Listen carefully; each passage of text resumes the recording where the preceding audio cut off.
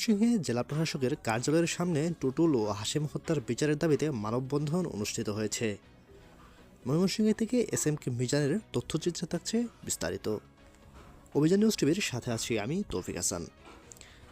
গত 13 মার্চ বৃহস্পতিবার সদরের দাপুনিয়া কালাপাড়া এলাকার আয়ুব আলীর ছেলে টুটুল নামাজের পর মিশুগাড়ি চালানোর জন্য বের হলে পরদিন ধান খেতে মরদেহ পাওয়া যায় তার।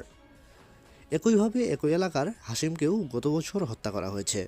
দুটো হত্যার বিচারের দাবিতে রবিবার দুপুর 12টায় ময়মনসিংহ জেলা প্রশাসন কার্যালয় এবং কোর্ট প্রাঙ্গণে এলাকাবাসীর মানববন্ধন অনুষ্ঠিত হয়। উক্ত মানববন্ধনে ভুক্তভোগীর পরিবার এবং এলাকাবাসী অংশগ্রহণ করেন। পরিবারের দাবি, টুটুল ও হাশেম হত্যায় জড়িত আসামিদেরকে দ্রুত ফাঁসি চায়। ছোট ভাই অটো চালক ছিল, ছিনাই নিয়ে গেছে, জামিন দিয়ে দিছে। আমি হলো জীবনহীন, নিরাপত্তাহীন। ওই যে আমার 22 তারিখ আগে দাপুনিয়া কলাপাড়া।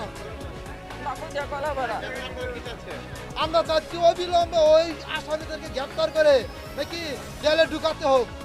আমি নয়তো জীবন নিরাপত্তাহীন। আমার এরা যদি বাইরে থেকে আমি যে বাঁচবো এটা আমার ভরসা নাই। আমরা এই বাইরে যে আসামিগুলি আছে তাদেরকে দ্রুত গ্রেপ্তারের দাবি জানাই এবং কবে এটা গত বুধবারে যে আমাদের আরেকটা ছেলে হত্যা হয়েছে, আমরা সেই আসামির দ্রুত গ্রেপ্তার চাই। প্রশাসনের কাছে আমাদের এটাই দাবি।